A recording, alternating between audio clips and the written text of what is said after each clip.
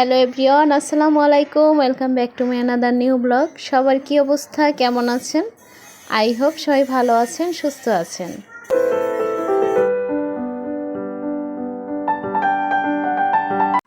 কথায় বলে মায়া খুব অদ্ভুত জিনিস। এই দুনিয়াতে যদি মায়া জিনিসটা না থাকতো তাহলে কোনো সম্পর্কই চিরস্থায়ী হতো না। ইউটিউবে কাজ করেছি অনেক দিন, মাঝে অনেকবার গ্যাপ দিয়েছি, কাজ করব না সেটাও বলে দিয়েছি। আবারও দেখা যায় আপনাদের ভালোবাসার টানে কিন্তু ঠিকই মাঝে মাঝে ফিরে আসতে হয়। পুরনো সেই রুটিনে আবারও ফিরে এসেছি। দেখা যায় এই রুটিন তো আমাদের গৃহিণী যারা, আমাদের রেগুলার মেনটেন করেই চলতে হয়। তবে যদি ভিডিও আপলোড করি ইউটিউবে তখন কিন্তু একটু অন্যরকম। তো দীর্ঘ 5 মাস কিন্তু রেস্টে ছিলাম, তারপর আবারও চলে আসছি। হয়তোবা রেগুলার মেনটেন করে ভিডিও দিব না, মাঝে মাঝে দেওয়ার চেষ্টা করব, আর আশা করছি আপনারা আমার সেই ভিডিওগুলো যত্ন সহকারে দেখে নেবেন।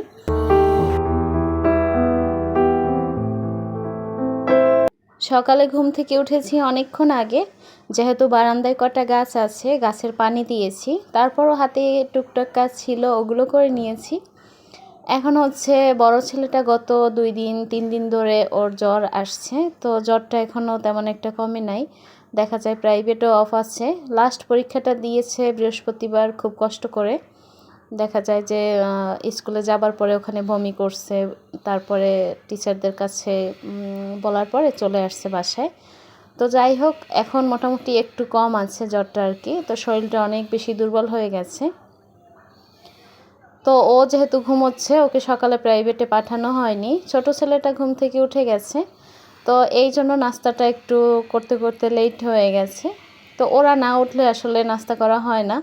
দেখা যায় আপনাদের ভাইয়াকে যদি বলি নাস্তা দিই, তাহলে সেও বলে যে না, ওরা 2 ভাই উঠুক, তারপরে একসাথে আমরা নাস্তা করব। আসলে আমাদের অভ্যাস হয়ে গেছে 4 জন মিলে বাসায় এক টেবিলে বসে নাস্তা করাটা।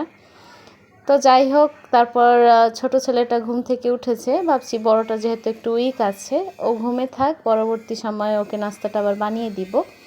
তো গতকালকে আপনাদের ভাইয়া টক দই নিয়ে আসছিল, বলছে যে এটা দিয়ে চিড়ে খাবো। তো রাত্রে নর্মালে রেখে দিয়েছিলাম, ডিপে রাখলে আবার শক্ত হয়ে যেত, তখন আবার একটা ঝামেলায় পড়তে হতো। তো যাই হোক, সকালবেলা সেই দই চিড়া আর সাথে একটু কলা দিয়ে দিয়েছি। তো এটা সব সময় খাওয়া হয় না, ইদানিং কিন্তু 2-3 দিন ধরে প্রচুর গরম পড়ছে, আর এই গরমে কিন্তু দই চিড়া খেতে অনেক বেশি ভালো লাগে, আর স্বাস্থ্যের জন্য আমার কাছে মনে হয় অনেক উপকারী।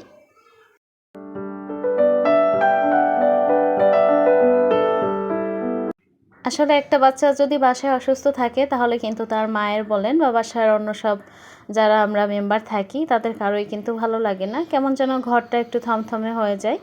আর আমার 2 ছেলে মাশাআল্লাহ অনেক বেশি চঞ্চল, তো দেখা যায় এদের মধ্যে কেউ যদি একটু অসুস্থ হয়ে থাকে বা বাসায় না থাকে, তখন কিন্তু বাসাটা একদম থমথমে হয়ে যায়, আর সেটা একদমই ভালো লাগে না। তো গতকালকে রাতে আপনাদের ভাইয়া বিস্কিট নিয়ে আসছিল, তো এই বিস্কিটটা আমার কাছে অনেক বেশি ভালো লেগেছে। তো দেখা যায় যে মাঝে মাঝে বিস্কিট একটু চেঞ্জ করে নিয়ে আসে। তো একাধারে যদি একই ধরনের বিস্কিট খাওয়া হয় তাহলে কিন্তু সেটা খেতে ভালো লাগে না। তো আপনাদের ভাইয়াকে বলেছি একই ধরনের বিস্কিট কখনোই আনবা না, কারণ এটা দেখা যায় যে খেতে ভালো লাগে না, একটা অরুচি চলে আসে বা বিরক্তও লাগে। আর বাচ্চারা তো পছন্দই করে না, দেখতে গেলে বিস্কিট খেতেই চায় না। তো এই বিস্কিটটাতে অনেক বেশি বাদাম আছে দেখলাম। তো আর বাদাম দেখা যায় যে আমিও পছন্দ করি, আমার বিশেষ করে আমার ছোট ছেলেটাও পছন্দ করে। তো আপনাদের ভাইয়া নাস্তা করতে বসে গেছে, তো তাকে চা দিলাম, নাস্তা দিলাম, আর এই বিস্কিটগুলো তুলে রাখবো। ছোট ছেলেটা সে পাশে বসেই খাচ্ছে। সে বলছে আমার দিকে কিন্তু ক্যামেরা অন করবে না, কারণ সে সকালবেলা ঘুম থেকে ওঠার পরে সে অনেক মুড নিয়ে থাকে। দেখা যায় ঘুম থেকে উঠতে চায় না, টেনে টুনে তারপর উঠাতে হয়, আর যার কারণে তার মুড অফ থাকে। এই সময় তার সাথে উল্টোপাল্টা কোনো কিছুই করা যাবে না, তার মন মর্জি মতো সে চলবে। তো যাই হোক, সবার নাস্তা করা শেষ হয়ে গেছে, আর ছোট ছেলেটাকে আপনাদের ভাইয়া পড়তে বসিয়েছে। বলছি তুমি যখন বাসায় থাকবা তুমি একটু ওকে নিয়ে পড়তে বসবা, আর সারাদিন তো আমি বাসায় থাকি, দেখা যায় একজনের সাথে পড়তে বসতে বসতে তখন কিন্তু সে একটু বিরক্ত হয়ে যায়। আর আপনাদের ভাইয়ের সাথে ওর আবার একটু মিল মোহাম্মত বেশিই থাকে। দেখা যায় সে তো সবসময় বাসায় থাকে না, অফিসেই থাকে, যার কারণে সে যতটুকু সময় বাসায় থাকে সেই সময়টা যদি ওকে একটু দেয় তাহলে ও তার সাথে কমফর্ট ফিল করে।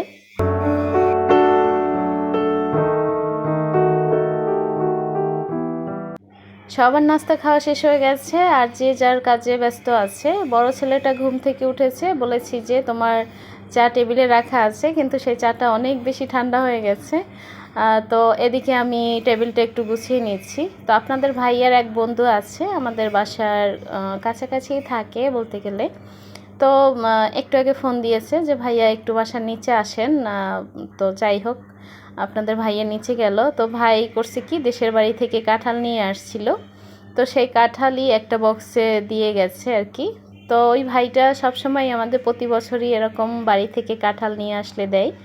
আর বিশেষ করে ভাইয়ের যে এই যে কাঁঠালটা পাঠায় আর কি, এত বেশি মিষ্টি, আর দেখতেই তো পাচ্ছেন যে অনেক বেশি হলুদ, একদম গাছে পাকা কাঁঠাল। তো কাঁঠালটা অনেক বেশি মজার ছিল, আমরা সবাই অল্প অল্প করে খেয়েছি। তারপর আশেপাশে আমাদের যে ফ্যামিলি আছে তাদের অল্প অল্প দিয়েছি। আসলে কোনো জিনিস একা খেতে ভালো লাগে না, যদি জিনিসটা মজার হয় তাহলে আমার কাছে মনে হয় শেয়ার করে খেলে আরও বেশি মজার হয়। তো টেবিলটা মোটামুটি গুছিয়ে নিয়েছি, দেখা যায় যে কাজের মেয়েটা চলে আসবে, আর এই ফাঁকে আমি ঘরের টুকিটাকি অনেক কাজকর্ম সেরে ফেলবো। এদিকে কাপড়টাও ভিজিয়ে রাখবো।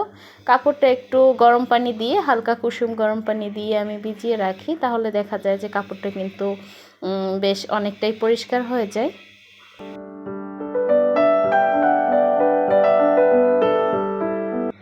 আমাদের বাসার এই কাজ যে শুধু আমার একার তা কিন্তু না, প্রত্যেকটা বাসায় কিন্তু এরকমের প্রতিদিন সকাল থেকে এই কাজকর্মই থাকে। তবে ক্যামেরাবন্দি যদি করতে যাই, ভিডিও করতে যাই, সেই ক্ষেত্রে কিন্তু কাজটা করতে অনেক বেশি সময় লাগে। তারপরে ওই যে বলেছি, মায়ার টানে অনেক কিছু ছাড়তে চাইলেও ছাড়া যায় না। তো কাজের মেয়েটাকে দিয়ে দুটো কাজ করাই, দেখা যায় ঘুরিয়ে ফিরিয়ে কাজ করাই। তো আজকে যেহেতু একটু কাপড় ভিজিয়েছি, আর ঘর মোছাটা তো কন্টিনিউ থাকেই। ঘর মোছা না থাকলে আমার মাথায় মনে হয় আকাশ ভেঙে পড়ে, কারণ ঘর মোছা না থাকলে প্রত্যেকটা বিছানা নষ্ট হয়। আর বাচ্চা পোলাপান বাসায় থাকলে তো আর কথাই নেই। তো ভাবছি অল্প কিছু থালাবাটি জমেছে, নাস্তা করেছি সকালে ওটা। আর রাতের থালাবাটি আমি ম্যাক্সিমাম সময় ধুয়ে রাখি, কারণ রাতে থালাবাটি বেসিংয়ে জমে থাকে, এটা তো একদিক থেকে বিরক্ত লাগে সেই দিক, আর অন্য দিক থেকে সকালবেলা ঘুম থেকে ওঠার পরে দেখা যায় রান্নাঘরে যখন আসি, তো বেসিংয়ে থালাবাটি জমানো বা এলোমেলো দেখলে মনে হয় যে দিনের শুরুটা থেকে শেষটা পর্যন্ত একদমই খারাপ কাটে। তো কাজের মেয়েটা এখনও আসে নাই, ভাবছি এই ফাঁকে আমি থালাবাটিগুলো ওয়াশ করে নিই। আর আপনাদের ভাইয়া সে আজকে বাসায় আছে বলতে, এটা তো গতকালকের ভিডিও, শুক্রবারের। তো গতকাল তো শুক্রবার ছিল, আপনাদের ভাইয়া বাসায় ছিল। তো শুক্রবার দিনটা কিন্তু একটু স্পেশাল হয়, কারণ সে একটা সপ্তাহ পরে তারপর একটা দিন ছুটি কাটায় বাসায়। তো এই সময় ছেলেদেরকে নিয়ে কিন্তু খুব ভালোই থাকে, আর আমিও একটু দেখা যায় ওদের কাছ থেকে দূরে থাকি, নিজেকে একটু আলাদাভাবে সময় দিতে পারি। আর যাই হোক, এই থালাবাটিগুলো এখানে ওয়াশ করে তারপর হচ্ছে রান্নার কাজে যাব। এখন আর আপনাদের সাথে রান্নার ভিডিও তেমন একটা আপলোড করি না, যেহেতু অনেক দিন ধরে ভিডিও দিচ্ছি না, খুব কমই দিচ্ছি। তো মাঝে মাঝে একটু একটু আপলোড করব। আর দেখা যায় ভিডিওতে যে রান্নার ব্লগ করতে গেলে যে রান্না শেয়ার করতেই হবে, এটা কোনো কথা না। আর হচ্ছে আরেকটা কথা হচ্ছে যে এখন অনেক বেশি পরিমাণে গরম পড়ে, গত 2-3 দিন ধরে গরম পড়ছে। তো এই কারণে রান্না করতে গিয়ে যখন ভিডিও করা, তখন মনে হয় কি যে আরও বেশি বিরক্ত লাগে। তো এই কারণে রান্নার ভিডিও তেমন একটা শেয়ার করতে পারছি না। তো পরবর্তী সময়ে হয়তোবা যদি ভিডিও আপলোড করি, তাহলে আর কি রান্না মাঝে মাঝে টুকটাক আপনাদের সাথে শেয়ার করব। তো এই তো কথা বলতে বলতে আপনাদের সাথে আমার কিন্তু থালাবাটিগুলো ওয়াশ করা হয়ে গেছে। এখন দেখা যায় যে আপনাদের ভাইয়া বাজার নিয়ে আসবে, বাসায় নেই এখন। তার ছেলেকে পড়াশোনা করিয়ে তারপরে চলে গেছে বাজারে, বলছে টুকটাক কিছু অল্প কিছু বাজার লাগবে, তো সেগুলো নিয়ে আসতে। শুক্রবার তেমন একটা বাজার করাই না, কারণ শুক্রবার কিন্তু সবাই ছুটিতে থাকে, আর ছুটিতে থাকার কারণে সবাই কিন্তু বাজারে যায়। তো ওই সময় কিন্তু একটা ভিড়ভাট্টার ব্যাপার আছে, অনেক বেশি ভিড় থাকে মার্কেটে। তো যাই হোক, টুকটাক কিছু এমনি গ্রোসারি আইটেম আছে, ওগুলো লাগবে, তো সেগুলো নিয়ে আসছে। তো কথা বলতে বলতে আপনাদের ভাইয়া কিন্তু বাজার নিয়েও আসছে। তো আমার বড় ছেলেটা বলছিল যে আমের কথা, আম খাবে। তো যেহেতু ও অসুস্থ ছিল এই কয়দিন, বা এখনও অসুস্থ আছে, তো আপনাদের ভাইয়ে বলছিল যে এখন যে আমগুলো বের হয়েছে ওগুলো কিন্তু তেমন একটা ভালো না, ফরমালিন দিয়েই পাকানো হয় বেশি। তো তারপর আমি বলছি যে তুমি অল্প নিয়ে এসো পানিতে ভিজিয়ে, তারপর দেখা যায় কেটে দিব, ছোট মানুষ খেতে চাইছে আর কি।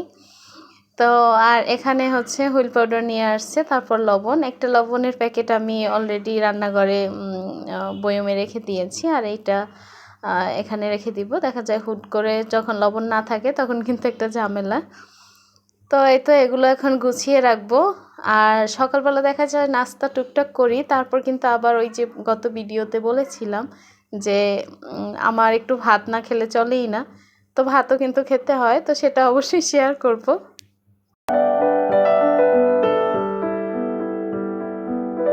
তো যাই হোক, যতটুকু বাজার ছিল গুছিয়ে চলে এসেছি।